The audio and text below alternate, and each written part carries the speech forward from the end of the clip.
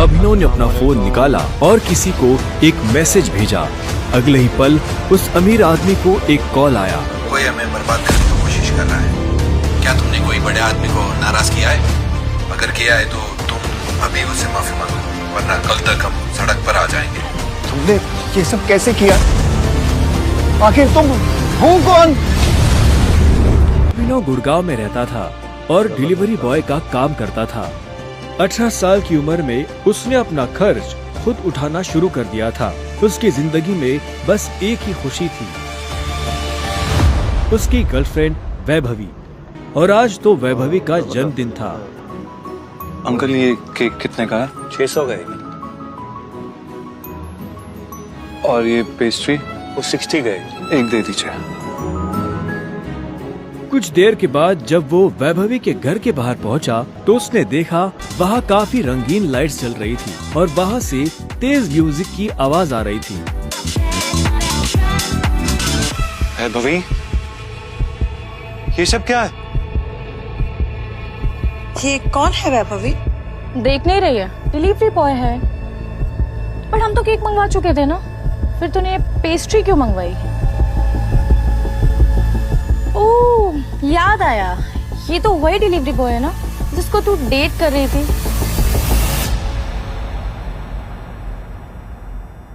Oh come on यार वैभवी, तेरा standard इतना गिर जाएगा मुझे नहीं पता था। Babe, happy birthday babe.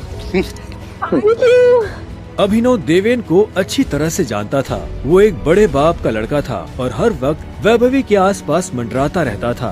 Deven को यहाँ देखते ही अभिनव का दिमाग खराब हो गया। उसके हाथ में एक बड़ा सा गिफ्ट था। उसके आगे अभिनव के हाथ में लटकी पेस्ट्री की थैली कुछ भी नहीं लग रही थी। Thank you. मेरी वैभवी को छूने की तेरी हिम्मत कैसे? Stop it. दोस्तों, तुम लोगों को मेरे ऊपर डाउट था ना, मेरे स्टैंडर्ड्स पर डाउट था। अब बताती हूँ मेरे स्टैंडर्ड्स क्या हैं। मैं तुमसे ब्रेकअप कर रही हूँ। What? और नहीं तो क्या, बेचारी कब तक तुझ जैसे गरीब के साथ ऐसी आधी पेस्ट्री खाती रहेगी। मत क्यों तो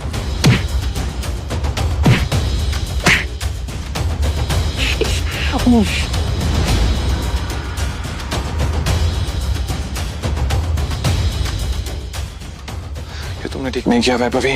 और अभिनव वहाँ से निकल गया। वो उन दोनों की शक्ल अब और नहीं देखना चाहता था। उसकी आंखों में आंसू थे और उसका दिल बुरी तरह टूट चुका था। ये तुमने अच्छा नहीं किया वैभवी, तुमने बिल्कुल अच्छा नहीं किया। लेकिन उसके लिए ये रात यहाँ खत्म नहीं होने वाली थी। उधर जब अभिनव सड़क पर बेहोश हो गया था, तब इधर सनी सिंह अपनी गाड़ी में बैठा बेचैन हो रहा था। सनी सिंह की बहन अनन्या उसके गले का कांटा बन गई थी और आज वो अपनी गाड़ी में अपने आदमियों के साथ निकल पड़ा था अपनी बहन को सबक सिखाने के लिए।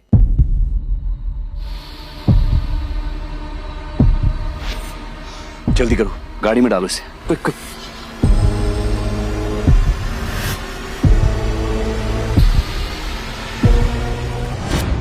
सही कपड़े उतारो और बेड पे लिटाओ उसका। कपड़े उतारो उसका। उन्होंने अभिनव को बहुत आहिस्ते से उस बिस्तर पर लेटा दिया। वहाँ पहले से सनी की बहन अनन्या सोई हुई थी।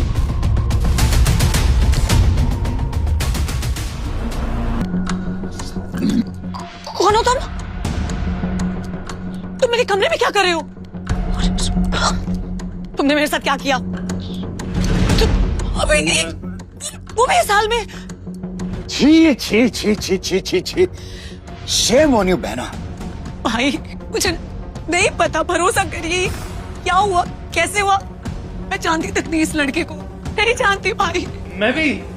हम दोनों के बीच में कुछ भी नहीं हुआ। नहीं। इससे पहले कि अभिनव सफाई देता, अनन्या और सनी के दादा हरदेव पाल सिंह कमरे में पहुंच चुके थे। उनके पहनावे से समझ आ रहा था कि वो बहुत अमीर आदमी थे। मुझे तुमसे ये उम्मीद नहीं थी। दादाजी, आप जैसा सोच रहे वैसा बिल्कुल नहीं है। अनन्या, तुम्हें अच्छे से नियम पता थे और तूने मेरी पोती के साथ रात गुजारी है ना। आज से हमारे परिवार के कानून के हिसाब से तू सिंह परिवार का दामाद है। उन दोनों के बीच में लेकिन कुछ हुआ ही नहीं है। चाची, कुछ नहीं हुआ है। कुछ नहीं किया ना तुम दोनों ने, तो क्या ये सब?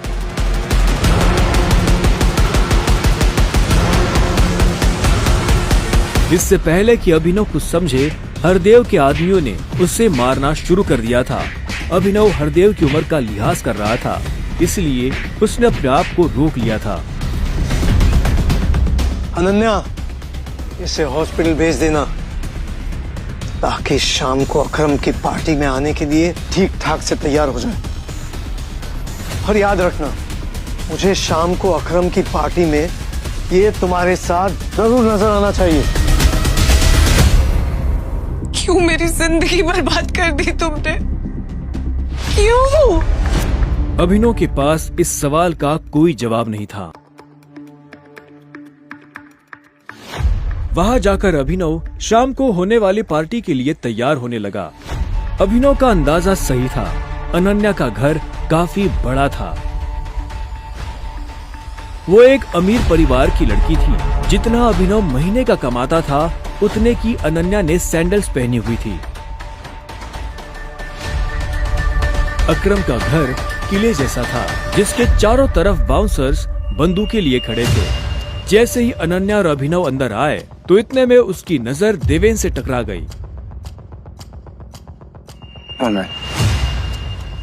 तुम यहाँ क्या कर रहा है साले? अनन्या, पागल हो गई हो तुम? इस सड़क छाप में ऐसा क्या देख लिया किससे शादी कर ली? जुबान संभाल के बात कर, नहीं तो क्या कर लेगा तू? बोलना। उन दोनों का झगड़ा देख पार्टी का ऑर्गेनाइजर अकरम वहां पहुंच चुका था। क्या हो रहा है यहाँ? अकरम सर, देखिए नहीं, इस आदमी ये क्रिमिनल है, जबरदस्ती आपकी पार्टी में घुसाया। कौन हो तुम और यहाँ कैसे आए? एक्चुअली ये मेरे पति है। अकरम को अनन्या की बात पर विश्वास नहीं हुआ। तुम इस पार्टी में इनवाइटेड नहीं हो। इससे पहले कि मैं पुलिस को बुलाऊं, चले जाओ यहाँ से। Thank you Akram sir. Ananya, तुम भी इससे दूर हो, साला गरीब कहीं का। रुको। अकरम भागते हुए अभिनव के पास गया और उसकी अंगूठी को देखने लगा। मुझे तुमसे कुछ जरूरी बात करनी है, अकेले में। अच्छा चलो। अकरम ने कहा और अभिनव का हाथ पकड़कर उसे अपने साथ अंदर ले जाने लगा। अनन्या, देवेन, सनी और पार्टी में मौजूद बाकी लोग ये देख हैरान हो गए थे। कुछ देर बाद जब वो अकरम के कमरे में पहुंच गए, तो अकरम ने दरवाजा बंद किया और अभिनव के पास आकर बोला, मैं तुम्हारी ये अंगूठी देखना चाहता। क्यों?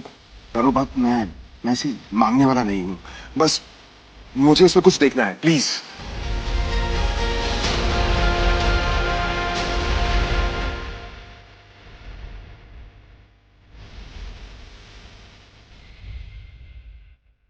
टाइगर,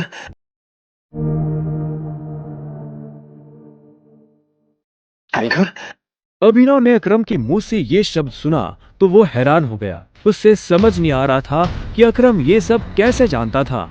आखिरकार मैंने तुम्हें ढूंढ ही लिया टाइगर। टाइगर? हाँ, पिछले 18 सालों से मैं तुम्हें ढूंढने की कोशिश कर रहा हूं।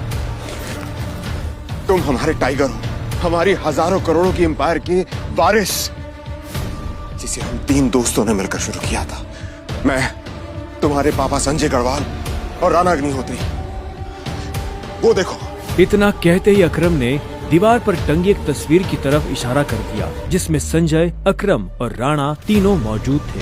राणा को देख अभिनव को झटका लगा।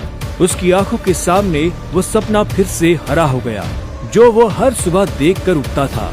उस रात अभिनव के पिता को जिस आदमी ने गोली मारी थी, वो राणा था। दोस्त होने के बावजूद राणा ने अभिनव के पिता के साथ गद्दारी की थी। अभिनव की आंखें चिंगारी सी लाल हो गई। क्या हुआ? तुम इतना गुस्से में क्यों? मैं ठीक हूँ। आप मुझसे कुछ कहना चाहते थे? हाँ, तो मैं तुम्हें हमारी कंपनी द माफिया किंग के बारे में कुछ बताने वाला था, जिसे हम 3 दोस्तों ने मिलकर खड़ा किया था। द माफिया किंग, जिसके नाम से पॉलिटिशियन, सेलिब्रिटीज, इस देश का सबसे बड़ा आदमी भी कांपता था। लेकिन तुम्हारे पापा के जाने के बाद सब कुछ बिखर गया, और इस दौरान हमारे कई दुश्मन खड़े हो गए, जिसमें सबसे बड़ा दुश्मन है इकबाल शेखावत। वो तुम्हें कई सालों से ढूंढने की कोशिश कर रहा है, ताकि तुम्हें मारकर वो हमारा नामो निशान खत्म कर देना चाहता है। फिलहाल द माफिया किंग का सारा काम राणा का बेटा मोंटी संभाल रहा है। अब तुम आ गए हो तो इस कंपनी की भाग दौड़ अब तुम संभालोगे। अपने पापा के काम को अब तुम्हें आगे बढ़ाना होगा टाइगर। ये सुनते ही अभिनव के कान खड़े हो गए थे।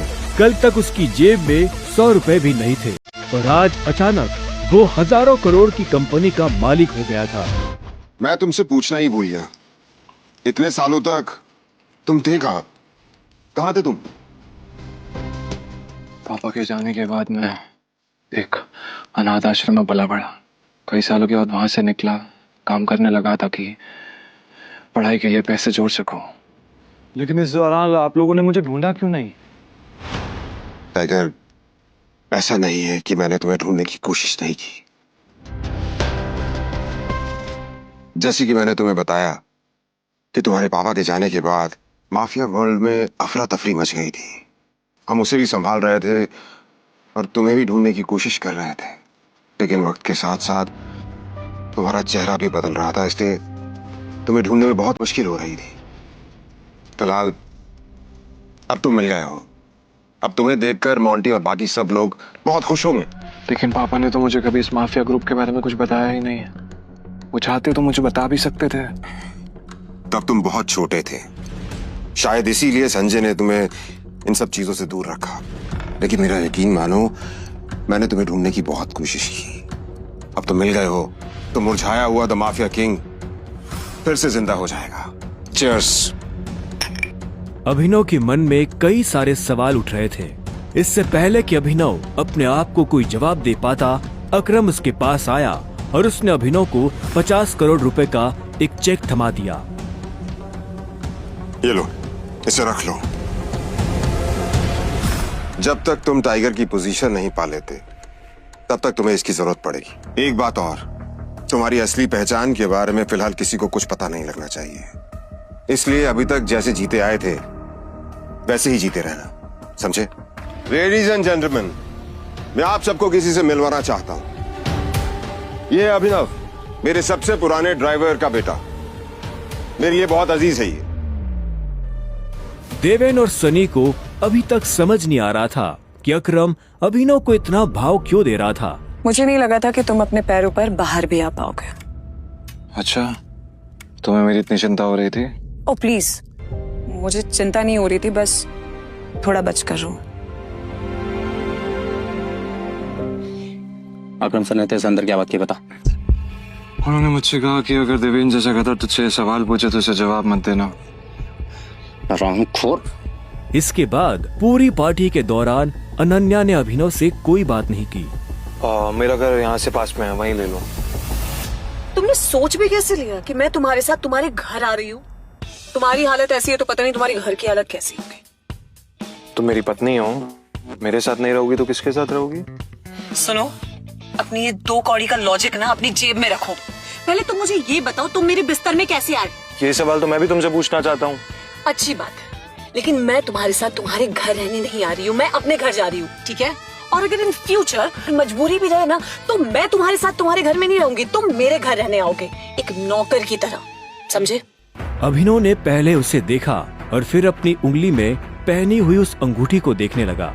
अगर आज वो अंगूठी नहीं होती तो पता नहीं उसका क्या होता।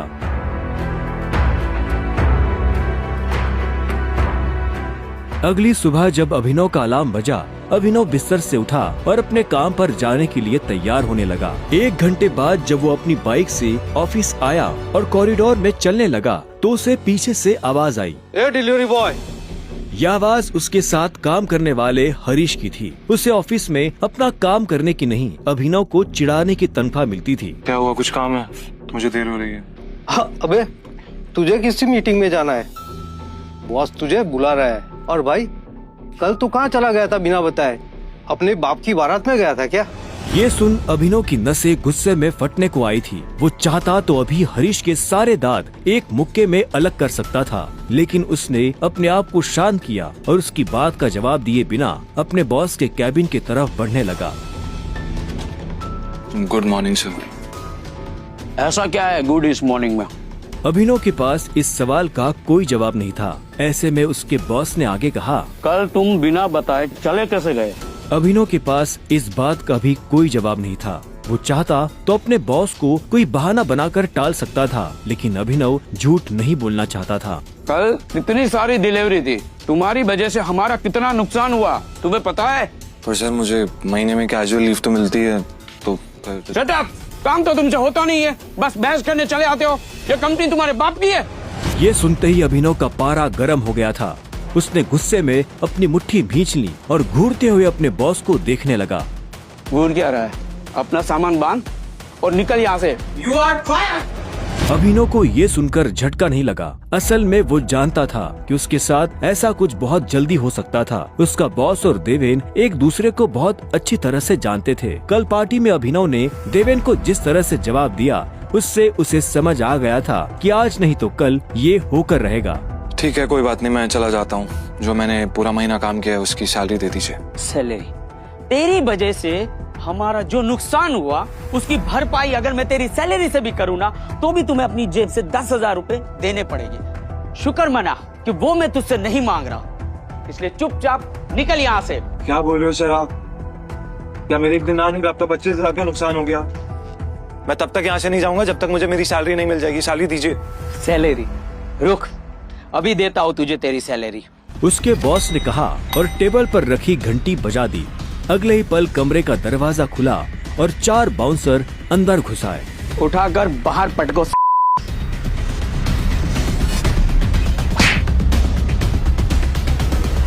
बॉस के मुंह से ये सुनते ही वो चारों अभिनव पर धावा बोलने के लिए टूट पड़े, लेकिन इससे पहले उनमें से कोई अभिनव पर हमला कर पाता, अभिनव ने उन्हें पटकनी दे दी थी। उसने किसी का हाथ तोड़ा तो किसी का पाँव, किसी के पेट में मुक्का मारा तो किसी के पेट पर लात। अभिनव अब सीधा बॉस के पास आया और उसकी गर्दन पकड़कर बोला,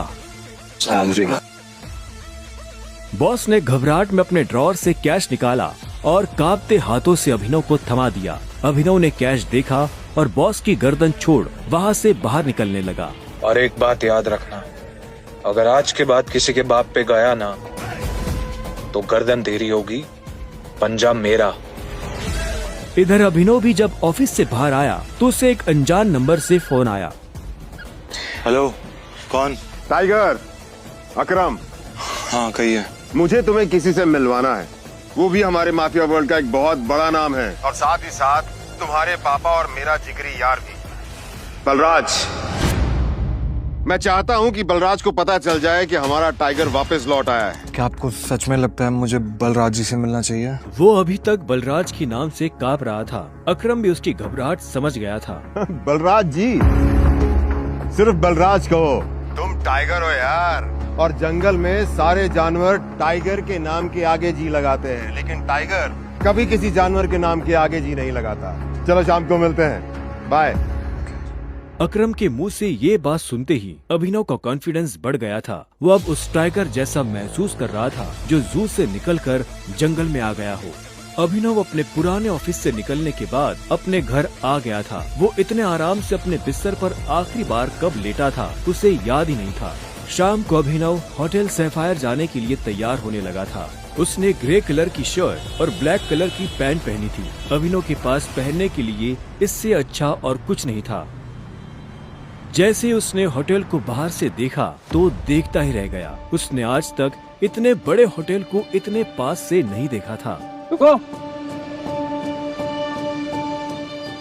अंदर का जा रहा है? अंदर ही जा रहा हूँ, क्या दिक्कत है? अंदर जाना है तुझे? तुझे क्या लगता है कि मैं तुझे अंदर जाने दूंगा? क्यों नहीं जा सकता मैं अंदर? अभिनव समझ गया था कि चीफ सिक्योरिटी ऑफिसर उसके कपड़े देखकर उसे जज कर रहा था। सुन, मैं तेरे जैसे लोगों को बहुत अच्छे से जानता हूँ, फालतू का तमाशा मत कर, निकल यहाँ से। कैसे जानता है तू मुझे? रिश्तेदार है मेरा। जब मैं अंदर जाने के लिए आया हूँ तो वापस क्यों जाऊंगा? ये होटल क्या तेरे बाप की है? बोलना। ये सुनते ही अभिनव का माथा गर्म हो गया, लेकिन उसने गुस्से में कुछ नहीं किया। वो शांत रहा ताकि लोगों का ध्यान उसकी तरफ ना जाए। अभिनव 2 कदम पीछे हटा और उसने फोन निकालकर अकरम को फोन मिला दिया। हाँ टाइगर, कहाँ पहुँचे? मैं ये होटल की एंट्री पे हूँ अकरम। हमारा टेबल नंबर क्या है? Table number? अरे मैं इस होटल का मालिक हूँ, मुझे टेबल बुक करने की जरूरत नहीं है। तुम अंदर जाओ, आराम से बैठो, बस मैं पहुँचने ही वाला हूँ। मैं अंदर नहीं जा पा रहा हूँ। यहाँ पे कोई ये सिक्योरिटी वाला खड़ा है, वो कह रहा है कि मेरे जैसे इंसानों को अंदर नहीं जाने देता है। कौन है ये कथा? तुम एक काम करो, बस 10 मिनट में मैं पहुँचने वाला हूँ, तुम वेट करो, ठीक है? और ये इस ऑफिसर की वजह से मैं तुमसे माफी मांगता हूँ। ठीक, नहीं कोई बात नहीं। क्यों, बहुत हीरो बन रहा था ना? मैंने कहा था मैं तुझे अंदर जाने नहीं दूंगा। अगर प्रधानमंत्री को भी कॉल करेगा ना तब भी नहीं, समझा? चल निकल यहाँ से। तभी वहाँ एक काले रंग की चमचमाती हुई महंगी सी गाड़ी आकर खड़ी हो गई। सभी पलटकर गाड़ी को देख रहे थे। अकरम गाड़ी से बाहर निकला और उसके साथ एक और आदमी था। वो देखने में लंबा चौड़ा और मजबूत था। वो और कोई नहीं बल्कि बलराज था। वो एक बहुत ही फेमस कपड़ों की कंपनी का मालिक था और साथ ही द माफिया किंग का एक मजबूत पिलर। उसे देख अभिनव की आंखें खुली की खुली रह गई। उसने बलराज के बारे में सुना था। क्या आपको सच में लगता है मुझे बलराज जी से मिलना चाहिए? उसे तस्वीरों में देखा था, लेकिन तस्वीरों में देखने और सामने से देखने में जमीन आसमान का अंतर नजर आ रहा था। उसके मन में यह सवाल उठ रहा था कि आखिर बलराज उससे क्यों मिलना चाहता था। क्या चल रहा है यहाँ? सॉरी सर, लेकिन इस आदमी ने मुझे और कस्टमरों को काफी परेशान किया हुआ है। मैं इस चोर को अंदर जाने से रोक रहा हूँ तो ये यहाँ पे तमाशा कर रहा है। क्या तुम्हारी हिम्मत कैसे हुई इसे चोर कहने की? तुम होते कौन हो इसे अंदर जाने से रोकने वाले? ये होटल तुम्हारे बाप ने खोल रखा है क्या? ये मेरा मेहमान है और तू आज के बाद इस होटल के आसपास भी दिखाई दिया ना तो तेरी टांगे तोड़वा दूंगा। Get lost. Sorry sir.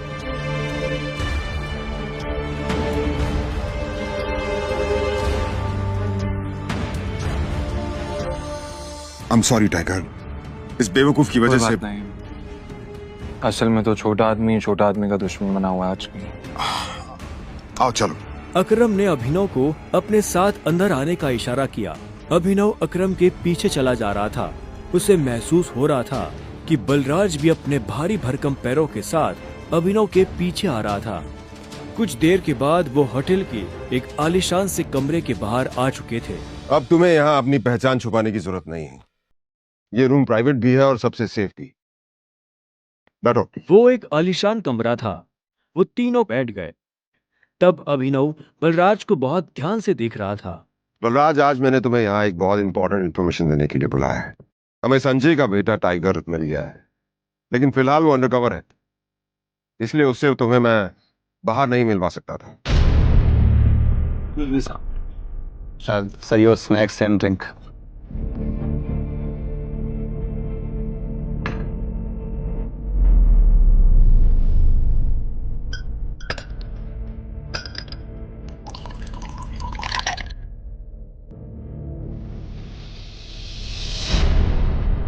Sir. Sure. Cheers. Cheers.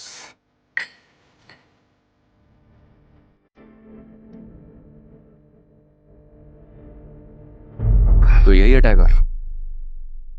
हाँ, ये है हमारा टाइगर। और मैं चाहता था ये हमारी टीम के बड़े और भारी मेंबर्स से मिल ले, और मिलने के बाद जिस तरफ हम बढ़ रहे हैं उस तरफ बढ़ने में ये हमें लीड करे।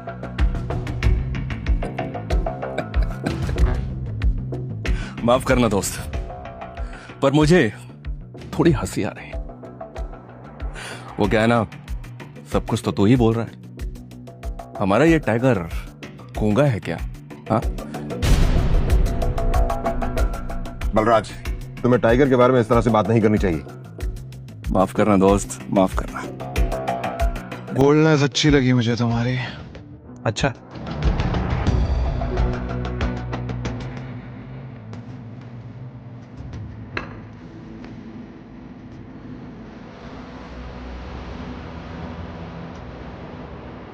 हो गए तुम बॉस, लेकिन ये मत भूलना तुम किसके सामने बैठे हो।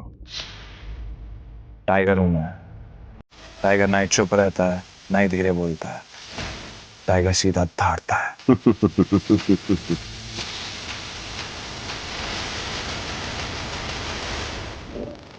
तो तुम टाइगर हो, ठीक है। तो टाइगर ये बताओ, इतने सालों से कहाँ थे तुम? अब ऐसा तो नहीं हो सकता ना कि इतने सालों के बाद तुम हमारे सर पे आके बैठ जाओ और हम मान लेंगे कि तुम टाइगर हो। मजाक तो नहीं हो रहा है यहाँ? क्यों अकरम, सही कहा ना? और जिस गद्दी की तुम बात कर रहे हो ना, उसको लिया नहीं जाता, कमाया जाता है। आई बात समझ में? अच्छे से जानता हूँ, छीनना मेरे खून में भी नहीं है। मैं इतने सालों से कहाँ गायब था, क्या कर रहा था, ये सब समझाने का तो हमारे पास टाइम नहीं है शायद। और रही बात कि मैं टाइगर हूं या नहीं हूं, ठीक है, तुम तरीका बताओ, साबित कर दूंगा। शाबाश, ये हुई ना बात। अकरम ने मुस्कुराते हुए अभिनव को देखा।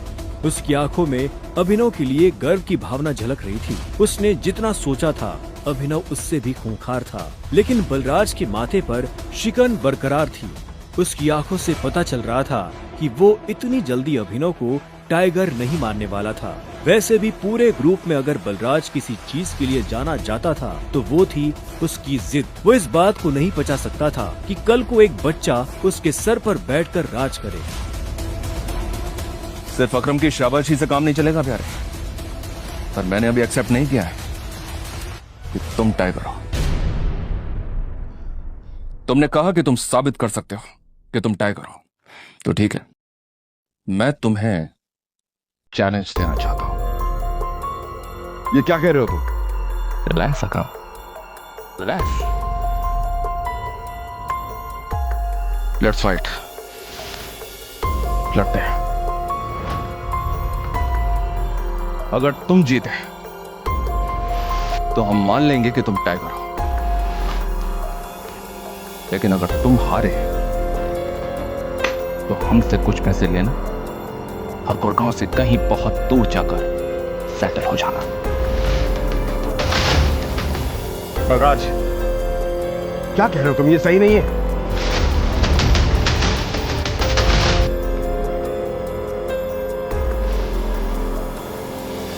Let's fight. नहीं टाइगर, होल्ड। देखो, तुम्हें किसी को भी कुछ भी साबित करने की जरूरत नहीं है। That's it. अगर मैं जो भी कर रहा हूँ अपनी मर्जी से कर रहा हूँ। आज जो बलराज मेरे मुंह पे बोल रहा है, मैं नहीं चाहता कल को कोई ऐरा गहरा मेरी पीठ पीछे बोला है। अकरम ने अभिनव की आंखों में संजय जैसे तेवर देखे तो उसने एक गहरी सांस ली और सब ऊपर वाले के भरोसे छोड़ दिया।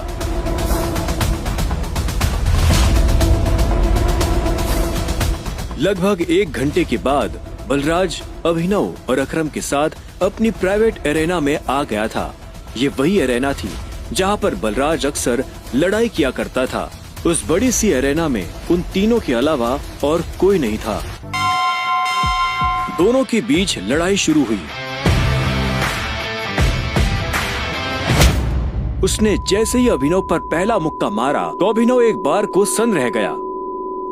ये किसको लेकर आ गए? ये हम पे राज करेगा? अकरम के होश उड़ गए थे। अब आगे क्या होने वाला था? क्या अभिनव बलराज को हरा पाएगा या उसे अपने पिता का दिया हुआ सब कुछ छोड़कर हमेशा के लिए दूर जाना पड़ेगा?